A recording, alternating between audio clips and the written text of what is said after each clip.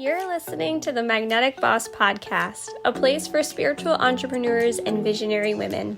I'm Calandra, intuitive brand designer and founder of the Magnetic Boss Studio, where we cultivate magnetic brands, websites, and a social media presence for our clients. On this podcast, you'll learn how to begin cultivating your magnetic brand so you can attract dream clients with ease. Each month, we'll bring you real, raw conversations and industry guest experts to help you create your most magnetic self. Thank you for listening today. Now let's get this party started. Welcome back to the Magnetic Boss Podcast. Today, I am joined by Katie Gall. I am so excited to have her with us today. Katie coaches creative women to build livelihoods they love, drop perfectionism, and stop wasting their limited bandwidth. Welcome, Katie. I'm so happy to have you here. Before we jump into our juicy conversation, will you tell us a little bit about you, your story, and how you got started on your path? Yeah. So I'm Katie Gall. I'm a life coach and a health coach, and I coach creative women to build livelihoods they love, drop perfectionism, and stop wasting their limited bandwidth. And the way that I got into that is because I was doing all those things. That works, right? I know, funny. Yeah, no, I was in New York City, doing the performance thing. I have a master's in vocal pedagogy. So I'm also a voice teacher, but very much in the performance world, very much in the art world. And for anyone who's done the arts in New York City thing, it's not a healthy lifestyle for most people. Sure.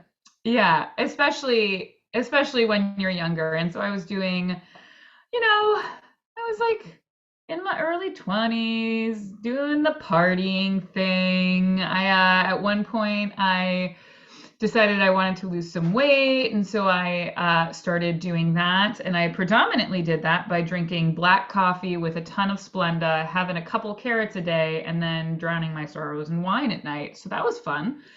And as you might imagine, that was not a healthy choice. And it ended up leading to some health problems, which led me into the medical system in New York City. I did not like it. It was not fun. And so after I kind of got everything taken care of, I was like, okay, that didn't work. That was not the way to do things. No.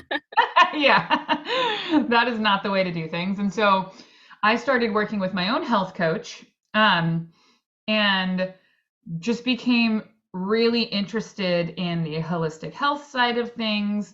And then as I started to go to school for that, I started realizing that a lot of what I loved doing was more on the life coaching side of things. So I finished up my health coaching certification. I went on to get a life coaching certification. And as someone who very much understands both the creative and the entrepreneurial lifestyle, it was a very natural fit for me to work with those people specifically. Totally. So that's how I'm here. And now I get to live a much healthier lifestyle. I get to help the people that I love, and I get to live my creative life. I get to do the things that I want to do. I get to perform. I get to embroider. I get to write books. I get to do all those things and still make money. Yeah, I love that. That's the best evolution, right? When we find our path and we're like, oh, okay, everything fits now. All of the pieces kind of come together. Absolutely. Will you speak a little bit to what work-life balance means for women, particularly women in business, and then kind of the flip side of that, or coinciding with that, is the performance folks and the artists? Yeah. What's really interesting to me about work-life balance is that I think it's a little different for everybody. One of the things that we do know about the body and stress at this point is that depending on how you feel emotionally about the stress changes the stress response in your body. So if you are feeling torn in 4,000 different directions and you don't like it and you're like, oh my God, how am I going to get everything done? That's one kind of stress response that happens in the body. But if you are just as busy, but you're bouncing from thing to thing to thing that you love. You're spending time with your kids who are, we've talked about like crazy. And then you have to go help clients, and then you have to go to rehearsal, but you're really enjoying all of these things. That's a different kind of stress response in the body that is not nearly as harmful. And so, yeah. And so work-life balance and what I help people figure out is really about, for you individually, what feels good, And I think so often we have this idea of work-life balance that really comes from like the 9 to 5 standard workspace kind of thing that like is this belief that it has to look a certain way, otherwise we're not doing it right, quote unquote. Yeah. Right. And like work-life balance, like it's whatever actually works for you, but you have to be willing to be honest with yourself about what works for you. Yeah. I think it's so important to kind of take our perception, especially for those of us that are entrepreneurs and have been in that 9 to 5 world, and kind of flip it on its head and say, okay, I don't have to follow a rule book. I don't have to follow a specific schedule. There aren't specific things that need to be done. I mean, there are to some extent Yeah. things that need to be done every day, but you really get to prioritize your own health, your own energy, your well-being, your family, whatever those top priorities are, so that you can create a balance that feels really good to you and maybe looks completely different from somebody else, but that's Yeah. not Yeah, wrong. absolutely. And what I find funny, maybe funny is not the word. What I find interesting is that, we have this 9 to 5 idea in our head, but also within each artistic profession, there is also the version of 9 to 5. There's like there is the idea of what you're supposed to do in order to get ahead in that profession as well. And in performing, that's like being available for any and every rehearsal. That's like not trying to put too many boundaries on your time and what you're willing to do on stage and what you're willing to wear and what, like, all of these things that you sort of have this idea in your head of what you're supposed to be like. And in reality, like, if you're sick, you're sick. Don't go to rehearsal, you know? Right. And like, I sacrifice that. yeah, yeah, like finding work-life balance even within any individual creative career as well as within entrepreneurship is very much it's build a bear, it's build it your own. That. Yeah. Who doesn't love Build-A-Bear? Yeah, right? So can we speak to a little bit like solopreneurs, maybe entrepreneurs that are just getting started out, they don't have a team yet, they haven't outsourced yet, but they know Mhm. that they want to prioritize their health, their well-being, but they're also in that startup phase and they have a lot of the groundwork to do. What can that look Yeah. like and how to navigate that in your experience? Yeah, I've gone through a whole evolution with this. Early on, a lot of the messaging that I received was some version of like delegate, hire when you can, like, and that's fair. That's fair. There are absolutely things that I am terrible at and do not want to be doing, right? Like, I don't want to do my invoicing if I don't have to. But I think if I think there's a couple of traps that solopreneurs can fall into, which is number one, delegating to the point, if you have the finances to do so, delegating to the point where like you are almost no longer in your business. Right. And it's great to a certain extent, but at the same time, if you're a solopreneur, if you're working as a coach, if you're working as an artist in some capacity, you are your business. Yeah. Like you have to be all over that in some way, maybe you don't need to be doing the bookkeeping anymore, and maybe you don't need to be doing the house cleaning, but those things can also, like, those are the pieces that can be delegated sometimes, as opposed to like social media. You have to like make sure that you're at the right point to actually delegate that, right? um at the same time, and this is a tricky balance, you have to figure it out for yourself. You don't want to be working 14-hour days. No. Those suck. you know? Totally defeat the purpose of starting a business and being an entrepreneur. That's not the goal Yeah. for 99% of us, I would say. Yeah, yeah. And so one of the things that I really try to that I work with my clients on is figuring out what's actually important to you. Hmm. You know, like if part of that 14-hour day is planning out all your social media content, having meeting after meeting after meeting with client, cleaning the house, getting exercise in, eating something. Sometimes, sometimes it's just something. It's not even like good. um, there's one of the examples that I give is that like my house, if it was left up to me and my husband, it's not clean. It's No, just not. Yeah. And it's just one of those things that like I'm not going to make that a priority over other things. right. You know, I would much rather spend half an hour playing with my kids when they're in a good mood. I would much rather spend a half hour playing with my kids than vacuuming, you Yeah. know? And that's what they're going to actually remember. And I think that's a lot of what, for me at least, a lot of the impetus behind working for myself is that I want to be involved in my family life and I want to be able to do that whenever it's necessary. Yeah. Yeah, that was completely the driving factor behind me starting my business. For Yeah. people that are listening and maybe don't know, I started my business simultaneously with having a newborn. He was born, Yeah. and I knew I wasn't going back to work ever again.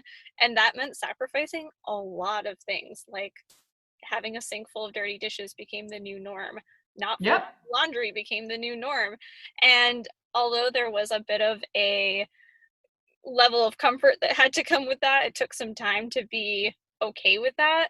It allowed me to do the things that built the foundation in my business so that now not only do I not have to do those things, but I can outsource them because I built the business the way that I wanted to be able to build. Yeah. Yeah. And it's really amazing the things that you can actually outsource.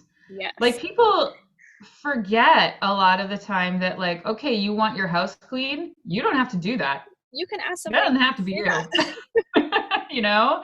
Um, whenever, and this doesn't necessarily happen weekly, but like whenever we have babysitters, if there's laundry, I always ask them to fold it That's brilliant. Yes. because it takes like a week.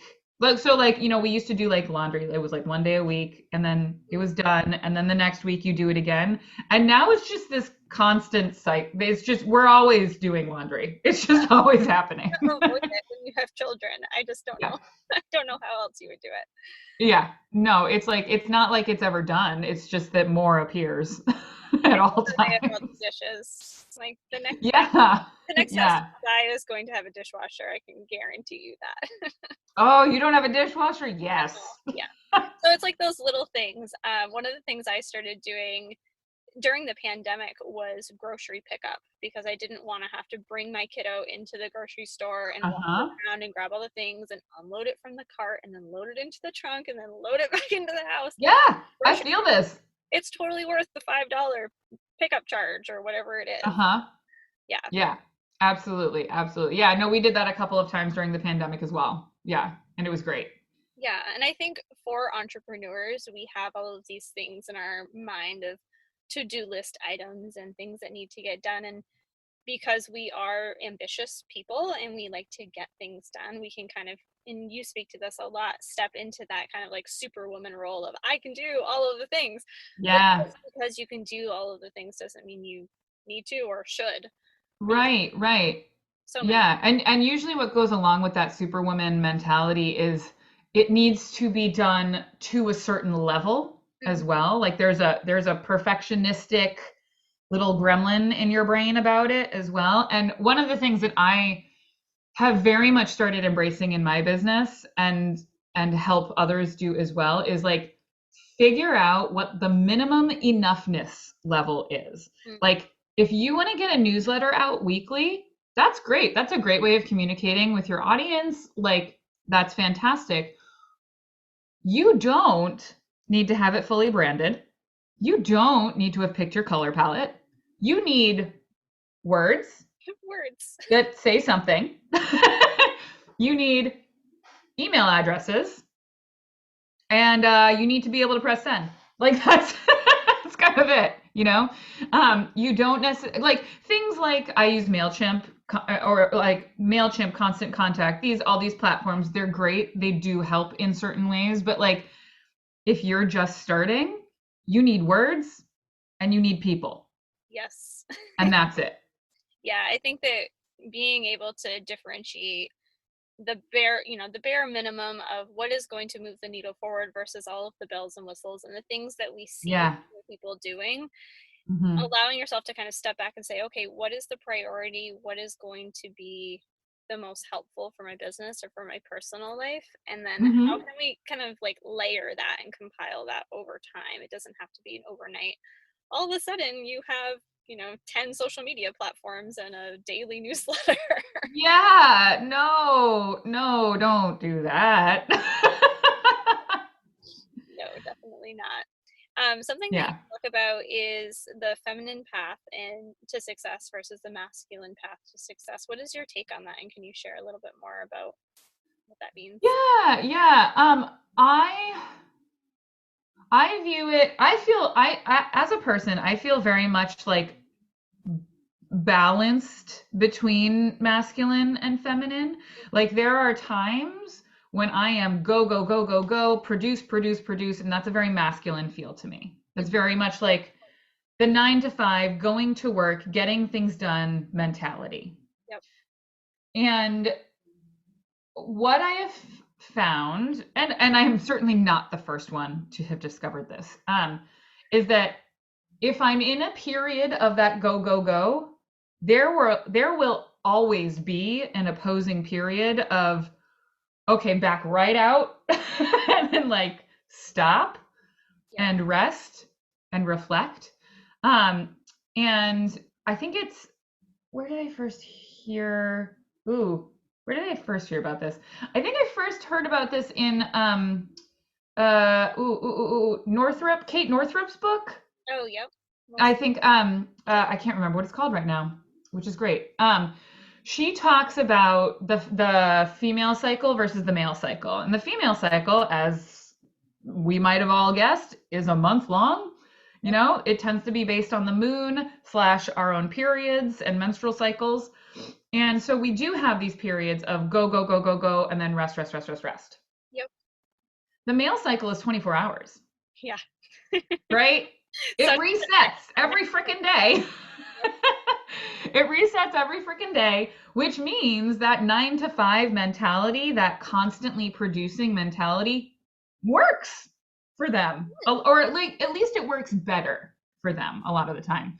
Um, uh, and so when I talk about the feminine path versus the masculine path, it's really allowing yourself to recognize the times when you're just not energetically in it, mm-hmm. when you're just not able or feeling like, say you've decided to, like, today is when you are going to create your entire month's worth of social media content, Mm-hmm. and you get to today and nothing useful is happening. No inspiration.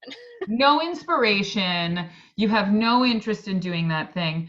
Being able to recognize, like, oh, I'm not in a producing mode. I'm Mm-hmm. actually in a reflecting mode. And there's a lot of really great stuff you can do in that mode. Totally. Yeah. Yeah. It's a useful place to be. It is such a useful place to be. And I think that being able to identify not only the work-life balance for yourself and in your business, but also kind of that secular balance. Like before being pregnant, I used to track my cycle and I would Mhm. line up my business activities with that cycle because I Yeah. knew that the first 3 days of my period, I didn't want to do anything. Yeah. Yeah. But then like at the very beginning of that cycle, during like ovulation, I knew that I was lit up, I was inspired, I wanted to create content, I wanted to talk, I wanted to do guest interviews and all of those things. So just Mhm. being really self-aware, I think, is kind of the word of what energy you're in will allow Yeah. you to find that balance. Yeah. Well, and I think you also bring up a good point of, like, okay, women also get pregnant. Like, Yeah, it happens which like changes everything. you know? Um, like that's like a drastically different space to be in. Your body is being flooded with all sorts of different hormones. Like, of course, you're not going to feel necessarily like doing the 9 to 5 grind, you know? Additionally, on top of that, I'm ADHD. And so when you're ADHD, you sort of have these extra, not always challenges necessarily, but these extra like things thrown your way of like, today you're feeling like really hyper focusing on this thing, or today you're having a really hard time focusing on anything, maybe, you know? And so being able to build my schedule in such a way that like I, I can be super flexible with what I'm doing on any given day, so that even if, you know, I generally know that like, yeah, same with me, first 3 days of my period, we don't want to, Don't yeah, let's not talk to people. It's just not pleasant. um, but sometimes that ovulation period, wicked energized, totally into it. And sometimes it's like energized to the point where I can't figure out what I should be doing, you know, because of that ADHD factor on top of it. And so allowing myself to have built a schedule and built a way of running my business that really allows me to know that, like, again, coming back to that minimum enoughness level, my business works by serving people. That's the thing that needs to stay consistent. If I can't write a newsletter, if I can't post extra stuff on social media, if I quote unquote just can't today, that's okay. My business isn't going to fall apart because I've built it that way. Because I'm making sure that I save that energy for clients. Totally. Yeah, I think that that's so important, is really just being able to structure your day, your week, your month, however you're looking at it, in a way that gives you room for life circumstances and the way that you feel, Yeah. because we're humans and we are not robots. We can't predict that on the third week of the month we're going to have so much energy and be so Yeah. focused. Yeah. Yeah, absolutely. And yeah, in general, I do fall within the like the menstrual cycle like way of feeling. But things get thrown your way, you know? That gets thrown off sometimes, whether you're ADHD or pregnant or someone just died, you know, like Or like the world shuts down. or like the world shuts down and suddenly we're in a pandemic with 2 children. Yeah. Yeah, we had this conversation before getting on the interview, and I think it's just something that really speaks to being flexible and allowing yourself and giving yourself permission to be flexible. Like finding Yeah. yourself without childcare, you have it to, right, like it's not easy, but you have it built into your business that there's room for that, and you can change Yeah. your call schedule, or you can decide not to write that social media post or whatever that looks like. Yeah. Yeah. Absolutely. Absolutely.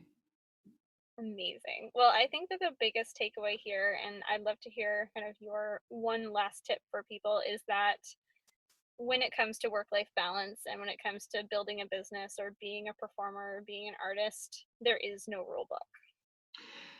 Yeah. I think that there yeah. In the words of Pirates of the Caribbean, it's more like guidelines, you know? um, I think, you know, there are obviously good practices, but we so often hold those practices up to such a high degree that if we can't immediately meet them, then we decide that we failed. And really, it is that there's no rule book, and you can get to any of those best practices however works for you, you know? And maybe some of those best practices just don't work for you, you know? Maybe you don't need social media, maybe you don't need a newsletter, maybe like I don't know.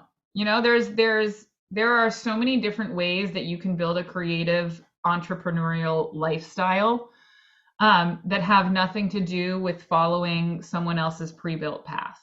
Yeah. Yeah, I think that that's so important for everybody to hear, especially people that are in the beginning stages and are maybe inundated with information of you Yeah. need a webinar, or you need the sales funnel, or you need, whatever strategy it might be.